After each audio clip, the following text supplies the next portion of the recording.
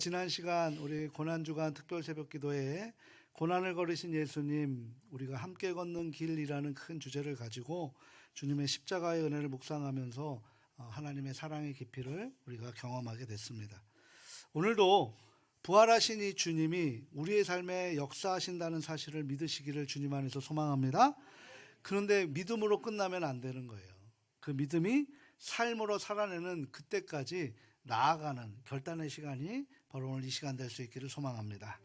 오늘은 예수님의 이 부활 사건과 또 그 예수님의 부활하심의 그 주변 언저리에 있었던 그룹들이 있었어요. 그 그룹을 한번 집중해 보고자 합니다.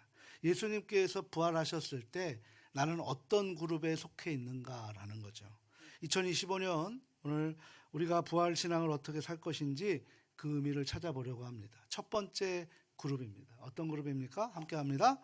첫 번째 인물은 아리마대 요셉, 위기 속에 드러난 진정한 제자도입니다. 진정한 제자의 길을 걸었던 아리마대 요셉이라는 사람이 주변 언저리에 있었죠. 예수님이 부활하실 때 그 안에 있었던 인물입니다. 우리 마태복음 27장 57절에 우리 한번 읽어봅니다. 저물었을 때에 아리마대 부자 요셉이라 하는 사람이 왔으니 그도 예수의 제자라. 아멘. 여기에서 그도라는 거예요. 그도. 우리 주목해 볼 필요가 있죠. 아리마대 요셉은 예수님의 12제자에 포함되지는 않았습니다. 그런데 요한복음 19장 38절의 근거에 보면 아리마대 사람 요셉은 예수의 제자이나 유대인들이 두려워 그것을 숨겼다라고 표현하고 있습니다. 그러니까 종합해 보면 이런 거예요. 세상 사람들의 시선과 비난이 두려워서 자신이 예수를 믿는 사람이라는 것을 숨기고 살았던 사람 중에 한 사람이 아리마대 요셉입니다. 그도 그럴 것이 아리마대 요셉은 공회원이에요. 우리로 치면 국회의원이나 이런 대법관 같은 그런 위치에 서 있는, 우리로 얘기하면 권위 있는 사람입니다. 공적 신분을 가지고 있죠. 그래서 이런 신분을, 명예를 지키기 위해서 자기가 예수님 믿는 것을 숨겼던 사람이 바로 아리마대 요셉이라고 할 수 있습니다. 그런데요, 우리가 그리스도인이라고 생각하면서 세상에서 저 사람은 예수를 믿는 사람이야, 저 사람은 교회를 다니는 사람이야 라고 우리 스스로가 그렇게 평가를 받고 있는가? 당신이 교회를 다녀? 당신이 그리스도인이야? 라고 그렇게 의외의 반응을 보이고 살아가느냐? 우리가 한번 생각해 볼 필요가 있다는 거예요. 굉장히 많은 사람들이 내가 예수를 믿고 있으면서도 세상에 그 향기를 내보내지 못하고 있는 삶을 살아가고 있다는 거죠. 그걸 또 조사해 본 2024년에 한국 기독교 윤리 실천 운동과 한국 갤럽 조사에 따르면 직장인, 그러니까 사회 속에서 우리가 살아가는 삶의 현장에서 약 한 67%, 약 70%가 다 되는 3분의 2가 적극적으로 그 자리에서 신앙을, 그 자리에서 믿음을 선보이지 못하고, 그곳이 삶의 선교사로서의 삶을 감당하지 못하고 그저 우리가 숨기고 있고, 우리가 소위 얘기해서 식기도도 하지 않고 우리가 살아가는 모습, 정말 예수님을 믿고 사는지 전혀 모르고 살아가는 그런 신앙인이 10명 중에 7명이 있다라는 거죠. 특히 20대, 30대 젊은 직장인들 사이에 이런 경향이 강하게 일어납니다. 술을 권하면 나 예수님 믿어요, 전 술 대신 다른 걸 먹겠습니다라고 그렇게 할 때 그 분위기가 흐트러져서 그걸 하지 못하고 그대로 세상적인 조류에 따라가는 모습들, 그런 모습인 거죠. 이렇게 숨겼던 요셉이 오늘 놀라운 반전의 부활의 예수님을 맞이하는 모습을 우리에게 보여주고 있습니다. 가장 위험한 순간에 예수님이 십자가에 처형되신 그 시점에 그 숨겼던 요셉이 갑자기 자신이 예수님을 믿는 제자다라고 공개적으로 선언하고 있는 것이죠. 빌라도에게 찾아가 제자들 다 도망갔는데 예수님의 시신을 요구하고 있는 거예요. 이것은 뭐냐면 당시에 내가 그 예수님의 제자입니다, 나에게 예수님의 시신을 주십시오라고 하는 공개적인 행동이라고 볼 수 있습니다. 그리스도인으로서 우리가 마주해야 할 가장 중요한 질문이 이것입니다. 내가 신앙을 평안하게 고백할 수 있을 때만 예수의 제자인가? 아니면 가장 어려운 순간에 예수님의 제자로서 나는 서 있을 것인가? 오늘 이 시간 한번 우리의 신앙의 모습을 한번 점검해 볼 수 있는 그런 시간 될 수 있기를 소망합니다. 하나님은 우리가 완벽한 신앙인이 되기를 요구하지도 않으시고 바라지도 않으세요. 때로는 아리마대 요셉처럼 조용히 신앙을 간직하고 숨기며 살아갈 수도 있습니다. 그런데 제자는 가장 중요한 시기에, 가장 위험한 순간에, 가장 내가 손해보는 순간에 나는 예수님의 제자입니다, 그리스도인입니다 라고 우리가 그것을 드러낼 줄 아는 용기가 필요하다는 것이죠. 중요한 사실은 결정적인 순간에 우리는 무엇을 선택하며 살아갈 것이냐라는 것입니다. 더 이상 안전한 신앙에 오늘 이 아리마대 요셉의 변화된 모습을 보면서 우리도 동일하게 머물지 않기를 바랍니다. 부활하신 주님은 우리를 때때로 손해보더라도, 때때로 우리가 주님 때문에 오해를 받더라도, 때때로 비난을 받더라도 나를 선택하라 라고 우리에게 강하게 도전하시는 이 음성에 우리가 아멘으로 화답하시는 그런 성숙한 신앙인이 될 수 있기를 소망합니다. 십자가가 가장 수치스러운 상징이었던 시대에 그 십자가를 자랑한 바울처럼 오늘날 이 세상에서 그리스도를 담대히 드러내는 아리마대 요셉의 용기가 이 지탄받는 이 시대에 필요하다라는 사실입니다. 그때 부활의 능력이 우리의 삶의 현실로 드러나게 될 줄 믿습니다. 두 번째 그룹이죠. 같이 한번 또 확인합니다. 두 번째 그룹인 여인들, 신실함의 증인들입니다. 마태복음 27장 61절을 확인해 봅니다. 거기 막달라 마리아와 다른 마리아가 무덤을 향하여 앉았더라. 성경에서 예수님의 부활을 첫 번째 목격한 증인이 누구입니까? 제자가 아니었어요. 바로 이 여인들이었습니다. 근데 그 당시의 사회적 통념상 아주 놀라운 일인데요. 이 당시 유대 사회의 여인들이 증인으로 나서고 증거를 제시해도 여인이 제시한 증거나 증인으로서는 법정에서 아무 효력이 없는 그런 상황에 비천한 대우를 받는 그런 상황이었습니다. 게다가 이 여인 중에 막달라 마리아의 이 여인은 어떤 여인입니까? 일곱 귀신이 들렸다가 예수님을 만나고 그 귀신이 축출되는 그런 기적을 맛봤던 여인이에요. 오늘날로 치면 심각한 정신질환을 앓다가 우울증, 조현병, 여러 가지 이런 조울증을 앓다가 다시 회복된 사람이라는 거죠. 근데 우리는 어떻습니까? 우리가 정신질환을 앓면 우리는 사회적 낙인이 찍혀버려요. 그래서 그 사람이 하는 말에 대해서 우리는 어떻게 들습니까?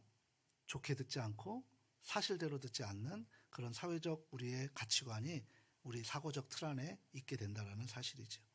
마태복음 16장 11절에 보게 되면 그들은 예수께서 살아나셨다는 것과 마리아에 보이셨다는 것을 듣고도 뭐했다? 믿지 아니하였다라는 거예요. 이 말은 어떻게 얘기하냐면 조금 고상하게 들릴지 모르지만 이런 거예요. 저 미친 여자가 하는 말을 내가 어떻게 듣고 믿겠냐? 라고 하는 말씀과 똑같은 말입니다. 누가 믿지 않았어요?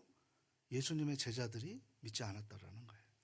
사회적 약자나 소수적 증언자는 다수의 증언보다 신뢰도가 평균 32.8%가 낮다라고 서울대학교 여성정책연구원에서 발표된 바가 있습니다.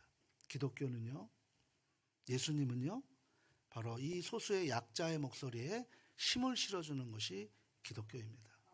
강자의 소리에 우리가 편승해서 같이 함께 목소리를 내서 더 약자를 부수고 억누르는 게 기독교가 아니라 약자의 소리에 그 울음에 같이 동참하고 그곳에 내가 같이 박해받지만 그래도 그것이 옳다라고 그들에게 힘을 실어주는 것이 바로 기독교의 정신인 줄 믿습니다. 바로 그런 삶을 우리가 살아가야 되는 거예요. 한국 교회사에 큰 획을 또 쓰셨던 죽으면 죽으리라는 저자 안희숙 사모님이라는 분이 계세요.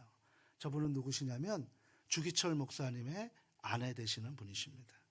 1911년에 태어나서 안희숙 사모님은 남편인 주기철 목사님과 일제의 신사참배를 거부하다가 남편이 그곳에서 타협하지 마시고 감옥에 죽더라도 예수님을 붙들고 죽으십시오라고 감옥에 나오는 것을 거부하시고 남편을 그 순교의 자리에 있게 한 그런 대표적인 사모님이 안희숙 사모님입니다. 그렇게 되니까 34세의 젊은 나이에 5명의 자녀들을 홀로 키우는 미망인이에요.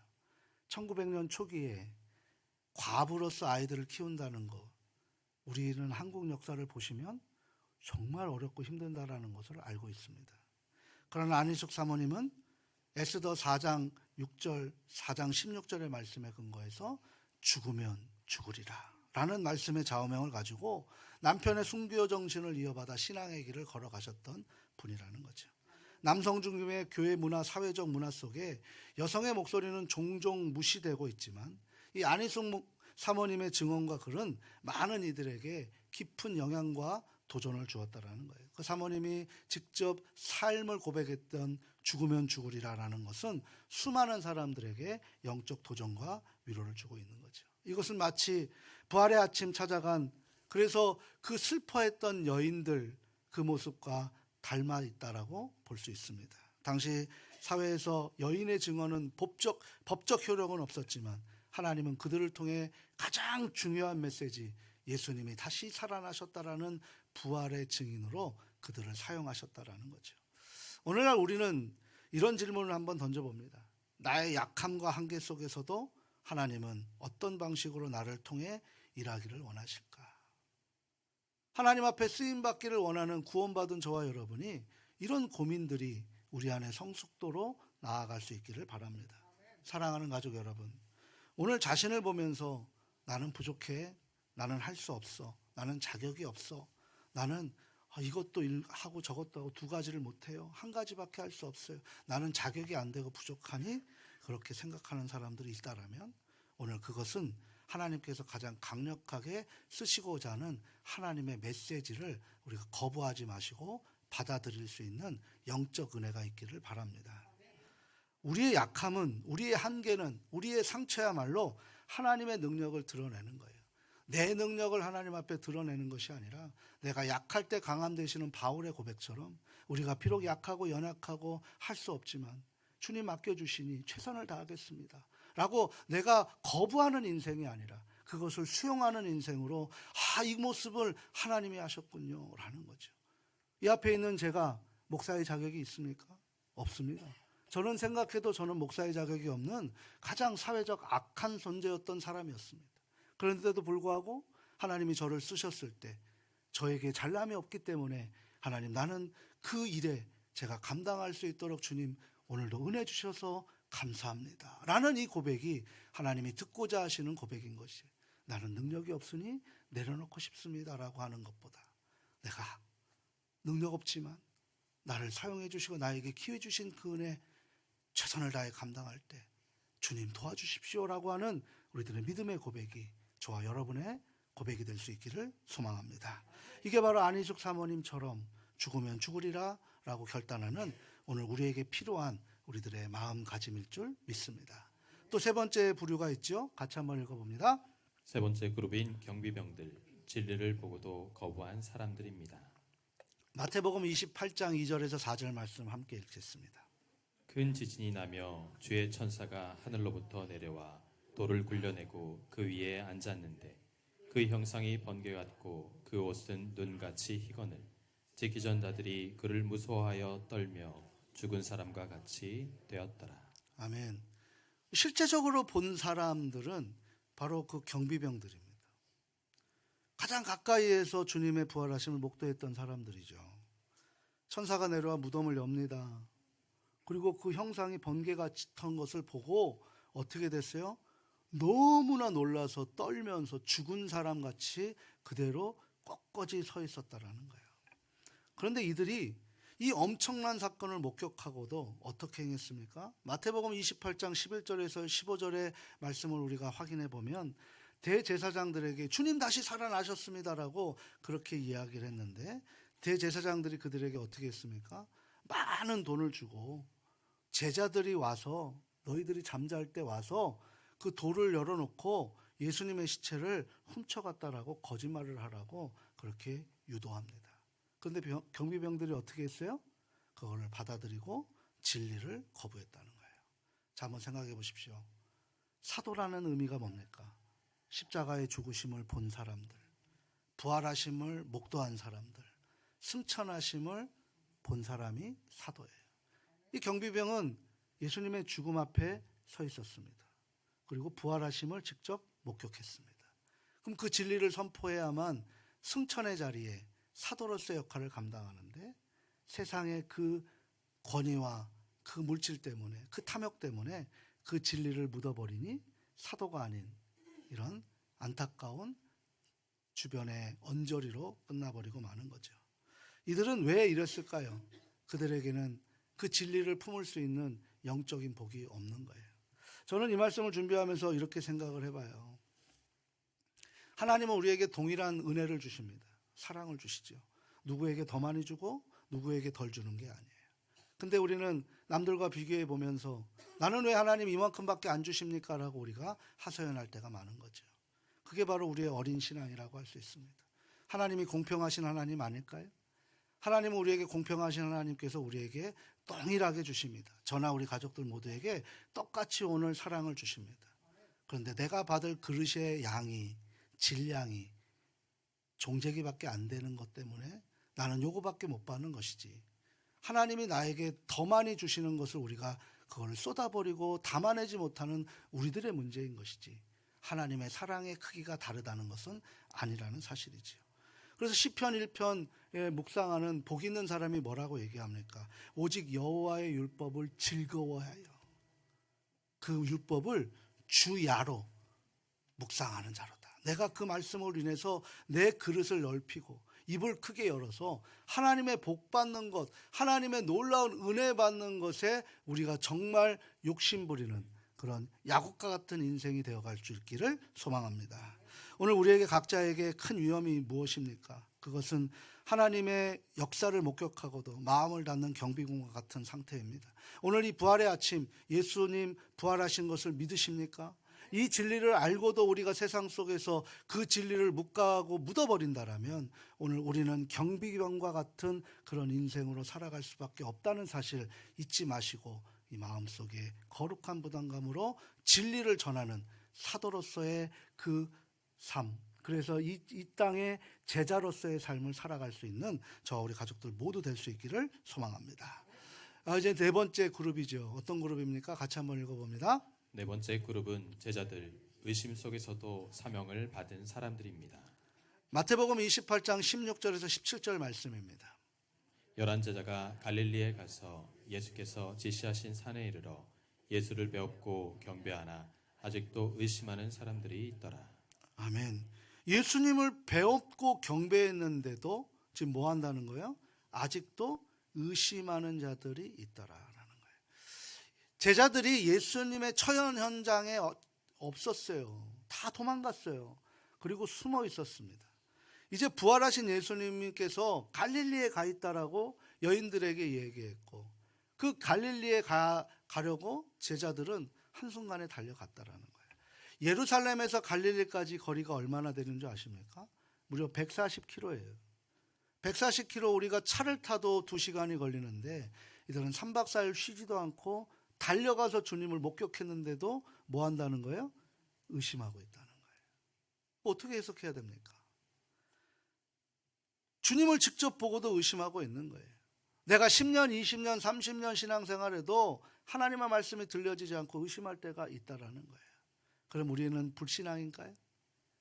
오늘도 내가 이 말씀이 의심되는 일들이 있지 않습니까? 괜히 가스라이팅 당하는 것 같고 괜히 쇠뇌를 당하는 것 같은 그런 의미가 들려지지 않습니까?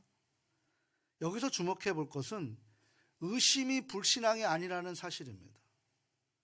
그들은 의심하면서 부활하신 예수님을 확인하러 갈릴리 140km까지 뛰어갔다니까요. 만약에 의심이 불신앙이었다면 가다가 돌아오든가 가다가 다시 반대로 가는 삶을 살아갔겠죠. 그 의심은 바로 신앙의 성숙의 과정이라는 거예요. 의심 없이 신앙생활하는 게 오히려 더 위험할 수 있어요. 현대 신앙생활의 의심은 자연스러운 부분입니다.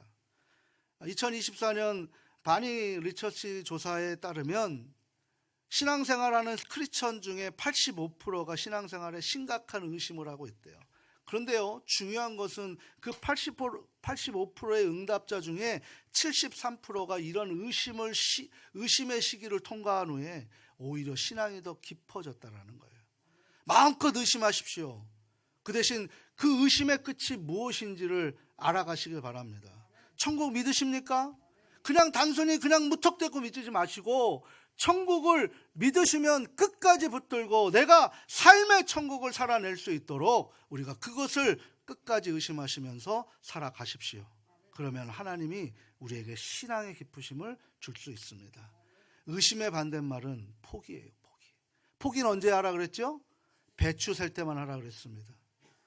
포기는 의심이 아니라는 거예요. 우리 사사기 6장 15절에 보면 기드온을 하나님이 부르실 때 어떻게 부르십니까? 나의 집은 므낫세 중에 극히 약하여 나는 내 아버지 집에서 가장 작은 자입니다 라고 망설였어요. 그런데도 하나님이 기드온에게 나는 그래도 너를 쓰겠다라고 했을 때 기드온이 어떻게 했습니까? 의심했어요. 그러면 나에게 표징을 보여주십시오. 그것도 몇 번이나? 3번이나 표징을 보여달라고 의심했습니다. 결국 어떻게 됐습니까? 나중엔 그 의심이 책망으로 이어졌다는 게 아니라 확신으로 이어졌다는 거예요. 도마가 의심했습니다. 근데 그 의심한 후에 예수님을 만나고 그 손가락을 넣어보지 않고 믿고 나서는 가장 열악한 곳으로 자기가 가겠다고 자원했던 그런 변화된 제자의 모습으로 살아간 것입니다. 인간의 의심과 불신앙에도 불구하고 이처럼 하나님은 우리를 끝까지 책임져 주십니다. 바로 예수님께서 의심 많은 제자들에게 이제 위대한 사명을 맡기신 이유가 바로 그것입니다. 그러면서 오늘 우리에게 말씀해 주시는 것이 뭐냐면 내가 세상 끝날까지 너희와 함께 있으리라 라는 거예요. 사랑하는 가족 여러분, 의심의 발목을 잡고 있지는 않습니까? 내가 정말 하나님 사랑 받고 있는가? 하나님이 정말 내 기도 들어주고 계시는가? 이 어려운 상황에서 정말 길이 열릴까? 이런 의심을 받고 있다라면 기뻐하시길 바랍니다. 이 말씀으로 위로받기를 바랍니다. 바로 위대한 사명을 맡기신 제자들과 같은 상태에 있다라는 사실입니다. 기드온처럼 의심하면서 순종했던 사람들을 통해 위대한 역사의 승리를 이루는 출발점에 서 있다라는 거예요. 그럼 우리는 어떻게 합니까? 그 핑계를 대고 우리가 뒷걸음치는 것이 아니라 의심하면서 그것을 확인하려고 더욱더 예수님께 깊숙이 들어가시는 저와 우리 가족들 모두 될 수 있기를 소망합니다. 사랑하는 가족 여러분, 지금까지 부활 사건의 주변의 인물들을 한번 살펴봤어요. 그들은 모두 같은 예수님을 만났지만 각자 반응을 달리했습니다. 오늘 예수님 부활하셨다라는 이 부활 주일에 우리 가족들은 어떤 위치에, 어떤 언저리에서 주님을 맞이하고 계십니까? 아리마대 요셉처럼 그렇게 가장 중요한 시기에, 가장 힘든 시기에 내가 그리스도인입니다라고 세상 속에서 자신을 드러내고 계십니까? 아니면 약자이지만 그 약자의 편에 서서 그들에게 힘을 실어주는 여인들의 모습입니까? 아니면 진리를 알고도 보고도 느끼고도 그것을 세상 속에 알리지 못하고 세상과 타협하는 그런 타협점에 있는 그런 신앙의 합리화를 살아가고 계십니까? 아니면 의심을 끝까지 붙들고 140km를 걸어가서 그곳에서 확신으로 다가서는 제자들처럼 우리도 끝까지 주님을 붙들고 살아가겠다라고 결단하시는 것입니까? 우리는 이 모습에서 4가지를 짧게 우리가 함께 결단하며 삶으로 살아내야 될 줄 믿습니다. 첫 번째, 우리가 부활을 살아낸다는 것이 바로 이겁니다. 같이 한번 읽어봅니다. 부활을 살아내는 것은 보이는 것이 아닌 믿는 것으로 사는 것입니다. 아멘. 요한복음 20장 19절에 보게 되면 예수님은 도마에게 이렇게 말했어요. 같이 한번 읽어봅니다. 너는 나를 본 거로 믿느냐? 보지 못하고 믿는 자들은 복되도다 하시니라. 아멘. 둘째, 어떤 모습으로 우리가 부활을 살아내야 될까요? 같이 함께 읽겠습니다. 부활을 살아내는 것은 약함 속에서 능력을 경험하는 것입니다. 고린도후서 12장 9절의 말씀에 보게 되면 주님은 바울에게 이렇게 얘기합니다. 내 은혜가 내게 족하도다. 이는 내 능력이 약한 데서 온전하여 짐이라 라고 말씀하시는 거예요. 우리의 연약함, 우리의 부족함, 우리의 실패는 하나님께 장애가 아닙니다. 저는 그걸 많이 느껴요. 저는 이렇게 봐도 그냥 평온하게, 그냥 풍족하게 살았던 모습처럼 이렇게 좀 등치가 있고 뚱뚱하니까 그렇게 보일지 모르지만 참 많은 아픔을 갖고 있는, 상처를 갖고 있는 사람입니다. 그런데요, 그 상처가 아물 때는 정말 아팠고 욥기 7장에 있었던 것처럼 죽고 싶을 정도로 죽음을 선택했던 때도 있었습니다. 그런데요, 그것이 아물고 나니까요. 아픔은 사라지는데 아픔의 기억이 있더라고요. 그러다 보니까 아파하는 사람들의 그 아픔에 내 기억이 있기 때문에 그의 아픔에 내가 동화됩니다. 그래서 그를 위해서 기도해 주는 거죠. 하나님이 나를 이렇게 훈련시키셨구나 라는 것이 지금은 감사의 고백으로 나오는 거죠. 우리 가족들의 아픔을 하나님이 저주로 주셨다라고 생각하십니까? 아니에요. 그 아픔을 이기셔야만 빨리 우리가 그 아픔의 상처를 갖고 아파하는 자들에게 상처 입은 치유자가 되는 거예요. 그런데 그 딱정이를 자꾸 띄시기만 하면 내가 자꾸 상처만 나서 평생 치유자가 아닌 상처 입은 자로 살아가는 우리들의 모습이 된다라는 거죠. 오늘 이 고백이 우리의 고백이 될 수 있기를 소망합니다. 셋째 또 한번 읽어볼까요? 부활을 사라는 것은 상처 위에 사명을 받아들이는 것입니다. 요한복음 21장에 보게 되면 배반한 제자 베드로를 찾아가서 그에게 사랑하느냐를 3번 물으시고 내 양을 먹이라 내 양을 치라고 말씀하셨습니다. 예수님은 그 상처를 지우지 않으셨습니다. 오히려 그 상처 위에 새로운 사명을 주셨습니다. 오늘 우리의 상처와 아픔의 자리가 있습니까? 그 일은 하나님께서 우리를 새롭게 일하고 계시는 것인 줄 믿습니다. 우리 마지막으로 한번 또 읽어볼까요? 같이 한번 읽어봅니다. 부활을 살아내는 것은 혼자가 아닌 함께의 약속을 붙드는 것입니다. 아멘. 절대 말씀드리지만 다시 한번 거듭 말씀드리지만 신앙생활은 혼자 하는 게 아니에요. 혼자 하면 절대로 자기가 가는 길을 알지 못하게 됩니다. 볼지어다 내가 세상 끝날까지 너희와 함께 있으리라. 이건 무엇입니까? 내가 너를 혼자 두지 않겠다라고 얘기하는 거예요. 2-3 사람이 모인 곳에 내가 너희와 함께 하겠다라고 얘기하는 거예요.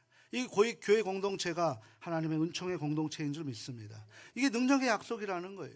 2025년 부활절 어떤 무덤으로 우리는 지키고 있습니까? 나의 꿈의 무덤, 관계의 무덤, 건강의 무덤, 희망의 무덤, 우리는 그걸 지키고 있지 않습니까? 근데 우리 주님께서는 지금 부활하셔서 그 무덤 밖에 계셔서 우리에게 말합니다. 나사로야, 그 무덤에서 나오라 말씀하고 계시는 거예요. 죽은 나사로처럼 우리도 무덤의 수위를 벗어 던지고 새 생명으로 나올 수 있는 결단의 시간이 오늘 이 부활주일에 우리가 고백하는 기도의 고백이 될 수 있기를 소망합니다. 저도 몇 년 전에 영적 깊은 침체기가 있었어요. 저도 예언교회 시작하면서 정말 많은 힘든 점이 있었습니다. 그때 너무나 힘들어서 때로는 포기도 하고 싶었던 마음도 있었죠. 그 새벽 기도에 하나님 앞에 솔직하게 기도드린 적도 많았습니다. 주님, 저는 아무것도 느끼지 못합니다. 저는 정말 생명을 걸고 열심히 준비했는데 성도들이 저를 통한 하나님의 말씀을 듣지 못해 괴로워하는 모습들을 볼 때마다 한 분 한 분 떠나시는 모습을 볼 때마다 너무나 마음이 찢어져서 주님 앞에 제가 내려놔야 되는 것 아닙니까? 라고 몇 번씩 물어본 적이 많았습니다. 눈물로 고백 지낸 적이 한두 해가 아닙니다. 어느 순간에 믿음도 떨어지고 감동도 열정도 없어지고 그저 사람 눈치를 보게 되고 또 어떤 안 좋은 소리 들리면 그냥 하늘이 땅에 떨어지는 것 같은 그런 모습으로 숨어서 살았던 세월이 저에게도 예언교회의 첫 번째 저의 기억입니다. 그때 주님이 제 마음에 이렇게 얘기했습니다. 사랑하는 정 목사야, 네가 나를 붙들고 있는 것이 아니라 내가 너를 붙들고 있다 라고 하시는 말씀입니다. 그 음성에 제 마음이 녹아졌다라는 거죠. 오늘 이 말씀이 바로 그 말씀입니다. 사랑하고 소중하고 존경하는 가족 여러분, 부활주일에 주님께서 우리에게 각자에게 말씀하십니다. 내가 너를 붙들고 있다. 내가 너와 함께한다. 내가 너와 함께 있다. 내가 세상 끝날까지 너와 함께 있을 것이다. 네가 예배드리는 게 아니라 내가 너를 예배하게 만들었다. 네가 기도하는 것이 아니라 내가 너에게 기도하게 만들었다. 네가 붙드는 인생이 아니라 내가 붙드는 인생에 내가 책임져 갈 것이다 라고 하시는 이 말씀. 그래서 우리는 이제 무덤을 지키는 인생이 아니라 부활에 참여해서 그 진리를 선포하는 그런 인생이 되어야 될 줄 믿습니다. 그냥 부활의 사건은 2000년 전의 사건이 아니라 오늘 우리 안에 계속 되어져야 할 현재 진행형의 사건입니다. 그래서 우리는 살아내는 그 주님의 임재의 의식 속에 살아내는 것이죠. 매 순간 주님 여기에도 계시고 계셨네요. 주님 이곳에도 계시는 걸 내가 몰랐습니다. 주님, 내가 주님의 그리스도의 향기와 그리스도의 편지로 살아가겠습니다. 주님 나와 함께하여 주셔서 감사합니다. 라는 이 고백이 우리의 신앙 고백 되게 하여 주시고, 나와 같은 예배자로 세워지는 놀라운 은혜가 우리의 복음의 열매로 그 복음의 씨앗을 뿌리고 날마다 기도하면서 그 열매를 맺는 복되고 아름다운 인생이 되어질 수 있기를 주님 안에서 축원합니다.